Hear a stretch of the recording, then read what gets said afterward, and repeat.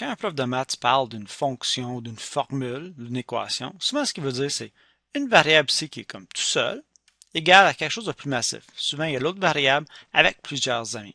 Ici, j'ai y égale à 11x. Et ça, le égal, au lieu de dire égal, en maths, dans une phrase mathématique ou en français, on va dire en fonction de.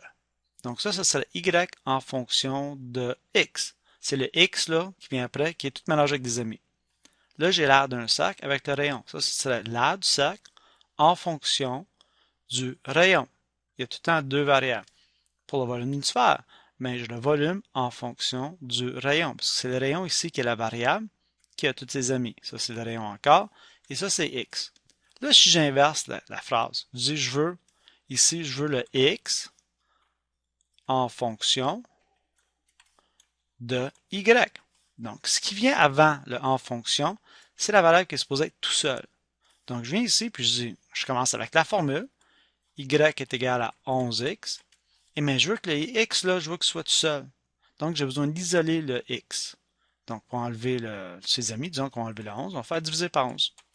Donc, j'ai x égale à y sur 11. On peut inverser l'ordre. Y égale à x égale à y sur 11. Ça, c'est x en fonction de y. Alors, ce qui vient avant la fonction, il faut que ta variable soit tout seul. Même chose avec le cercle ici. Là, j'ai l'aire en fonction du rayon. Mais disons que je veux le rayon en fonction de l'aire d'un cercle. Bien, on prend en fonction, la variable qui vient avant, c'est le R, il faut que je l'isole. Donc, j'écris la formule que je connais et je vais isoler mon rayon. Donc, première chose, je vais enlever ses amis, je vais enlever le pi qui est là. A sur pi est égal à R au carré. On enlève le dernier ami, c'est racine carrée. Et là, j'ai le rayon en fonction de l'aire. Parce que l'aire, c'est de l'aire qui a tous les amis, comme ça. Donc là, je prends une question, là. 15 ici, là, dans une fonction rationnelle. On cherche le rayon du cercle en connaissant son aire. Bien, ça, je viens juste de le faire. Et en connaissant, c'est vraiment en fonction qu'on aurait dû écrire. On veut représenter la mesure du côté d'une base d'une pyramide à base carrée en fonction du volume. Donc, on identifie les deux variables. Il y a volume ici et côté de la base. Donc, j'ai besoin d'une formule qui relie ces deux choses-là, sachant que la hauteur, c'est égal à 6. Mais si vous vous souvenez en secondaire 3, l'aire d'une pyramide, c'est c au carré fois h divisé par 3. La hauteur, on sait que c'est 6, donc je vais réécrire l'équation 6c au carré sur 3. Donc là, j'ai l'aire en fonction du côté. Mais qu'est-ce qu'on veut? Nous autres, on veut représenter la mesure d'un côté, la base d'une pyramide, la base carrée, en fonction. Qu'est-ce qui vient en fonction? C'est la mesure d'un côté, et je veux que c'est le volume qui ait tous les amis. Donc là, j'ai besoin d'isoler mon C. Donc, si je fais des calculs, ça va donner, ça me donne C est égal à la racine carrée de 3A divisé par 6. Mais là, j'aurais pu simplifier ça en premier ici, et ça me l'a donné racine carrée de A sur 2.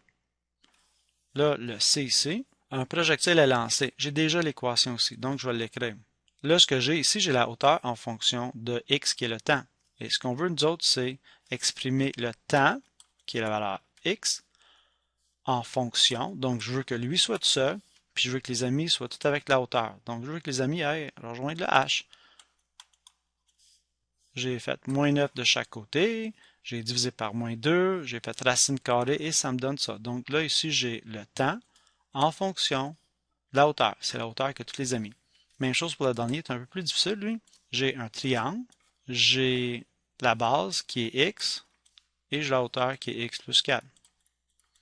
Et on parle, de quoi qu'on parle ici? On veut trouver la valeur de x en fonction de l'aire. OK, on parle de l'aire ici. Donc, on pose une formule pour l'aire. L'aire d'un triangle, c'est base fois hauteur divisé par 2. Et là, je commence ici, la base, c'était x fois x plus 4 divisé par 2. Là, je peux faire mes arcs-en-ciel comme ça.